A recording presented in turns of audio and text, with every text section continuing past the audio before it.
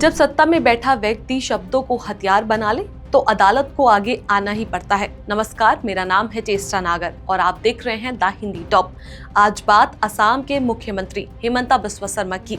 एक ऐसा नाम जो पिछले कुछ सालों से लगातार सुर्खियों में है, कभी अपने सख्त बयानों को लेकर, कभी मुस्लिम समुदाय पर की गई टिप्पणियों को लेकर और कभी राजनीतिक ध्रुवीकरणों को लेकर। लेकिन इस बार मामला सिर्फ बयानबाजी तक सीमित नहीं है, मामला अब अदालत की चौखट तक पहुंच चुका है और यहीं से कहानी दिलचस्प हो जाती है और गंभीर भी।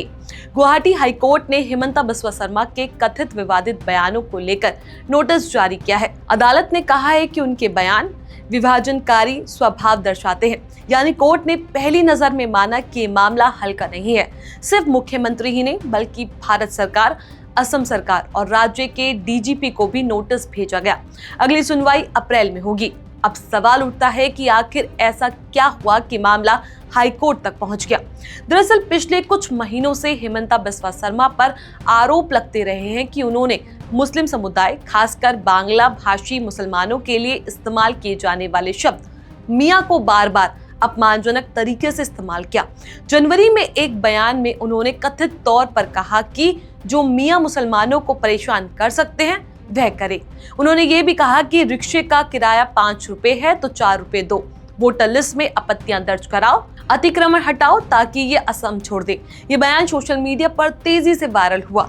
विपक्षी दलों और कई सामाजिक संगठनों ने इसे नफरती भाषा बताया। कहा गया कि ये बयान किसी आम नेता का नहीं बल्कि एक राज्य के मुख्यमंत्री का है। ऐसे में इसका असर भी बड़ा होता है। फिर एक और विवाद सामने आया। एक वीडियो वायरल हुआ जिसमें कथित तौर पर हिमंता बिस्वा शर्मा को मुस्लिम समुदाय की ओर राइफल से निशाना साधते हुए दिखाया गया। ये वीडियो असम बीजेपी के ऑफिशियल सोशल मीडिया हैंडल से पोस्ट हुआ था। हालांकि बाद में डिलीट भी कर दिया गया। जब इस पर सवाल उठे तो मुख्यमंत्री ने कहा कि उन्हें इस वीडियो की जानकारी नहीं थी। इस पूरे मामले में पहले सुप्रीम कोर्ट में याचिका दायर की गई, लेकिन सुप्रीम कोर्ट ने इस पर सुनवाई करने से इनकार कर दिया। इसके बाद मामला गुवाहाटी हाईकोर्ट पहुंचा और यहीं से तस्वीर बदल गई। हाईकोर्ट ने याचिकाओं पर सुनवाई की और फिर नोटिस जारी कर दिया।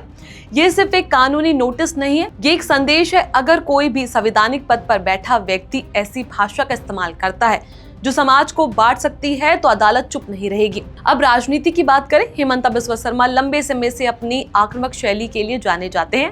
बीजेपी में आने के बाद उनकी छवि एक सख्त और स्पष्ट बोलने वाले नेता की बनी। लेकिन विपक्ष का आरोप है ये स्पष्टता नहीं बल्कि ध्रुवीकरण की राजनीति है। ये भी सवाल उठ रहा है कि क्या केंद्र सरकार ऐसे बयानों से सहमत है, क्योंकि नोटिस में भारत सरकार को भी पक्षकार बनाया गया है।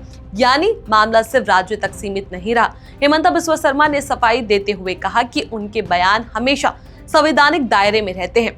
उन्होंने यहाँ तक कहा कि अगर उनके खिलाफ मामला दर्ज होता है तो उन्हें गिरफ्तार कर लिया जाए, उन्हें जेल जाने से आपत्ति नहीं है, वह अपनी बात पर कायम रहेंगे। लेकिन क्या सिर्फ मैं जेल जाने को तैयार हूं कह देना काफी है?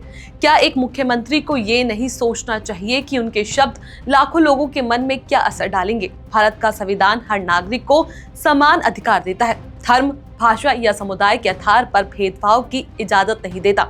ऐसे में अगर किसी भी समुदाय के खिलाफ खुलेआम परेशान करो जैसी भाषा इस्तेमाल की जाती है तो सवाल उठना स्वाभाविक है। इस पूरे विवाद ने एक और बड़ी बहस छेड़ दी है।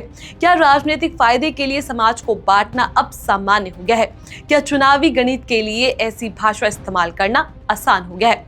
गुवाहाटी हाईकोर्ट का ये कदम इसलिए भी खास है क्योंकि सुप्रीम कोर्ट ने पहले सुनवाई से इनकार कर दिया था। अब हाईकोर्ट ने मामले को गंभीरता से लिया है। अदालत ने साफ कहा कि बयान विभाजनकारी लगता है। यानी पहली नजर में अदालत को मामला ठोस लगा।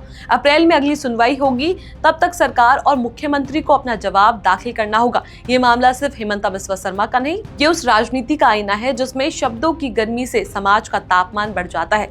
ये उस दौर का सवाल है जहां बयान पहले आते हैं और सफाई बाद में। अब देखने वाली बात होगी कि अदालत में क्या होता है। क्या मुख्यमंत्री अपने बयानों पर कायम रहेंगे? क्या सरकार उनका बचाव करेगी या फिर अदालत सख्त रुख अपनाएगी? एक लोकतंत्र में अदालत आखिरी उम्मीद होती है और जब अदालत कहती है कि आपके बयान विभाजनकारी है तो उसे हल्के में नहीं लिया जा सकता। आखिर में सवाल आपसे, क्या नेताओं को अपने शब्दों के लिए ज्यादा जिम्मेदार नहीं होना चाहिए? क्या संवैधानिक पद पर बैठा व्यक्ति किसी भी समुदाय के खिलाफ इस तरह की भाषा इस्तेमाल कर सकता है? सोचिए, क्योंकि बात सिर्फ असम की नहीं, बात उस दिशा की है जिसमें हमारी राजनीति जा रही है। इस खबर को लेकर आपका जो भी कुछ कहना है, अपनी राय हमें नीचे कमेंट सेक्शन में जरूर बताएं। ऐसी और भी वीडियोस के लिए आप हमारे चैनल द हिंदी टॉप को सब्सक्राइब कर लें। इसके अलावा आप हमें एक्स, फेसबुक और इंस्टाग्राम पर भी फॉलो कर सकते हैं।